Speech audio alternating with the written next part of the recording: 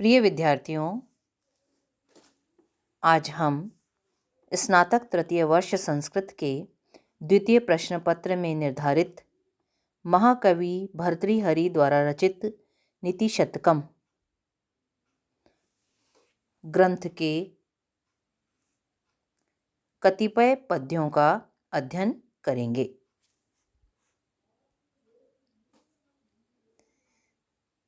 लभेत सिक्तासु तैलम अपि यत्नतः पीडयन् पिबेत च मृगतृष्णिकासु सलिलं पिपासार्दितः कदाचित् अपि पर्यटन् शश विषाणम् आसादयेत् न तु प्रतिनिविष्ट मूर्ख जनचित्तम आराधयेत्। कवि कहते हैं यहाँ पर मूर्ख व्यक्ति के दुराग्रही स्वभाव का वर्णन करते हुए कहते हैं कि संसार में प्रयत्न करते रहने पर असंभव कार्य भी संभव हो जाते हैं, परंतु दुराग्रही मूर्ख व्यक्ति को मनाना सर्वथा असंभव है। अन्वयानुसार अर्थ देखिए आप इसका। यत्नतः प्रयत्नपूर्वक, पीड़यन दबाता हुआ, सिक्तासु अपि रेत समूह से भी, तैलम तेल को लभेत प्राप्त कर सकता है, पिपासार्दितः प्यास से पीड़ित व्यक्ति, मृग तृष्णिकासु मृग मरीचिकाओं में, सलिलम जल को पिबेत पी सकता है, पर्यटन भ्रमण करता हुआ, कदाचित कभी, शश विषाणम अपि खरगोश के सींग को भी, आसादयेत प्राप्त कर सकता है, तो किंतु प्रतिनिविष्ट मूर्ख जनचित्तम दुराग्रहग्रस्त मूर्ख व्यक्ति के चित्त को, मन को, हृदय को न आराधयेत प्रसन्न नहीं कर सकता है।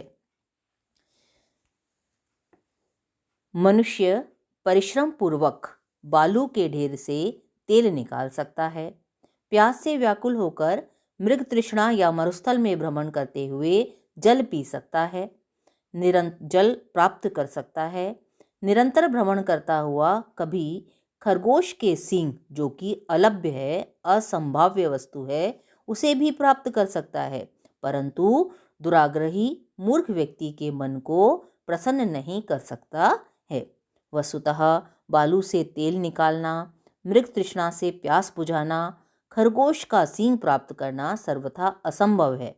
फिर भी प्रयत्न करते रहने पर असंभव कार्य भी संभव हो सकता है, अर्थात व्यक्ति इन असंभव कार्यों को भले ही कर सकता है, परंतु वह प्रयत्न करते रहने पर भी दुराग्रहग्रस्त मूर्ख व्यक्ति के मन को वश में नहीं कर सकता है।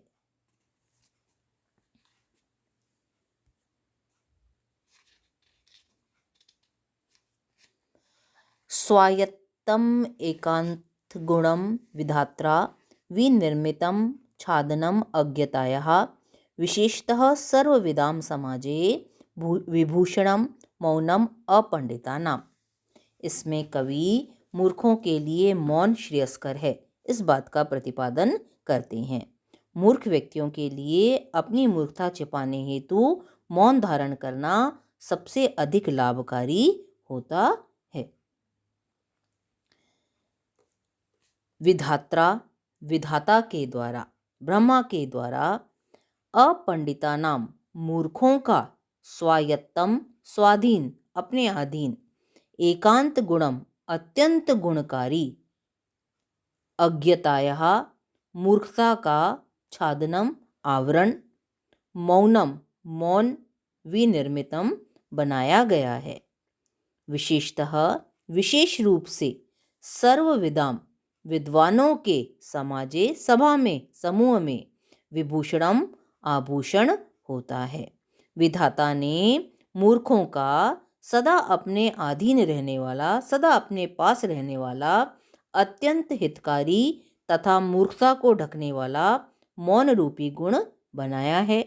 विशेष रूप से विद्वानों की सभा में यह गुण उनको सुशोभित करता है। मूर्ख के लिए मौन रहना श्रेयस्कर है। मौन का अवलंबन करने से वह परनिंदा से और अकथनीय कथन कहने से बच जाता है, इससे उसकी मूर्खता छिपी रहती है। इसलिए मौन रखना मूर्ख का गुण बताया गया है। विद्वत समाज में तो मौनावलंबन से मूर्ख की मूर्खता छिप जाती है, व्यक्त नहीं होती है। इस कारण मौन रखना उसके लिए लाभकारी है, श्रेयस्कर होता है। अगला पद्य देखिए। शिरः शार्वं स्वर्गात् पशुपति शिरस्तः क्षितिधरं महिद्रात् उत्तुंगात् अवनिम अवनिः च अपि जलधिम अधो गंगा सेयं पदम उपगता स्तोकम अथवा विवेक भ्रष्टानाम भवति विनिपातः शतमुखः। बहुत सुंदर पद्य है। क्या कहते हैं यहाँ पर कि विवेकहीन व्यक्ति का पतन निरंतर होता जाता है। अविवेक रूपी अंधकार से आच्छादित व्यक्ति निरंतर अनर्थ की ओर अग्रसर होता जाता है, पतन के गर्त में गिरता जाता है। उदाहरण द्वारा प्रस्तुत कर रहे हैं यहाँ पर। क्या कहते हैं ये देखिए।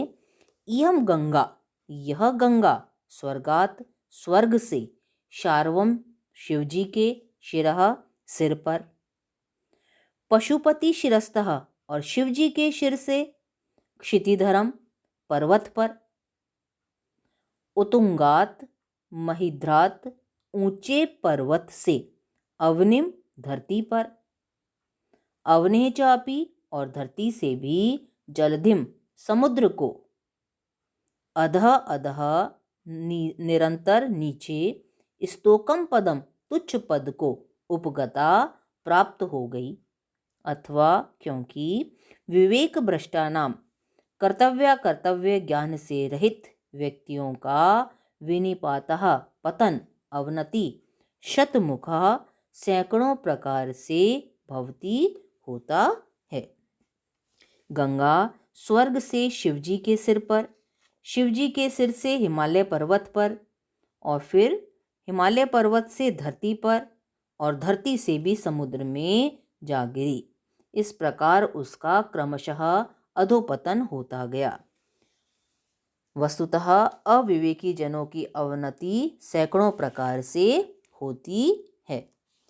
जब गंगा जैसी पतित पावनी देव नदी भी विवेकहीन होने से निरंतर नीचे की ओर गिरकर अंत में समुद्र में मिलकर अपना अस्तित्व समाप्त कर देती है, तो फिर जो विवेकहीन व्यक्ति हैं वे उस नदी के समक्ष उनका अस्तित्व ही क्या है।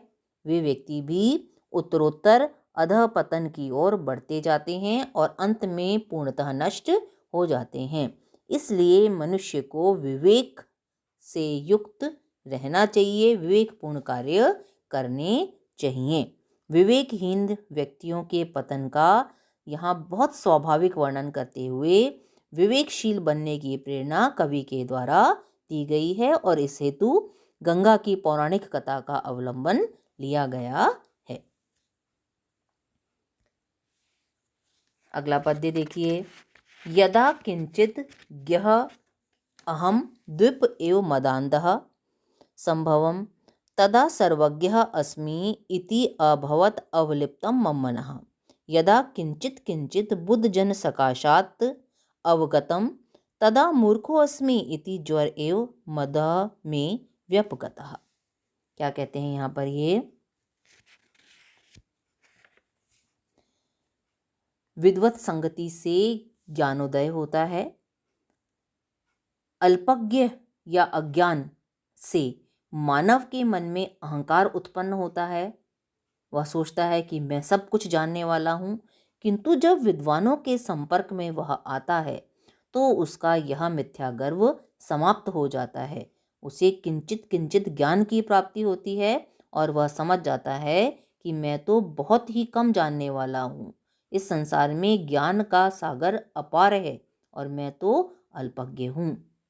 उसका घमंड, मिथ्या अभिमान दूर हो जाता है।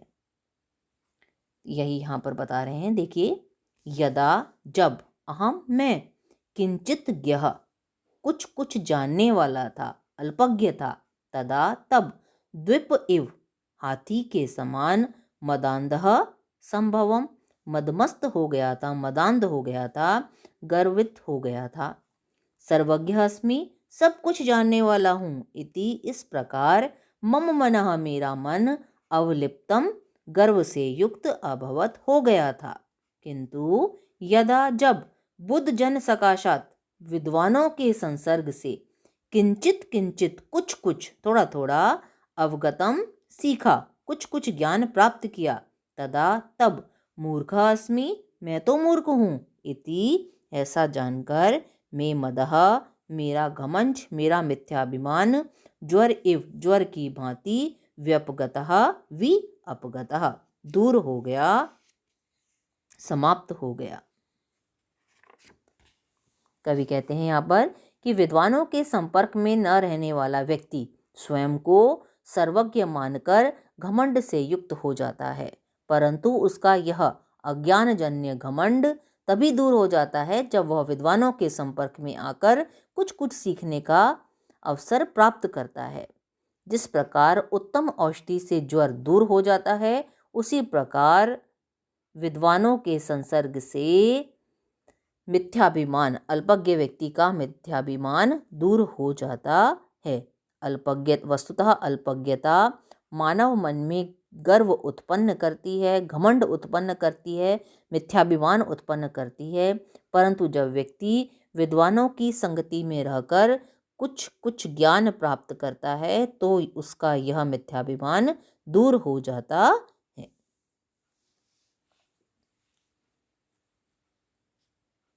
कल हम इसी क्रम में आगे बढ़ेंगे। आज के लिए इतना ही। आप इसे पढ़िएगा, समझ में ना आए तो आप पूछ सकते हैं। आपका स्वागत है।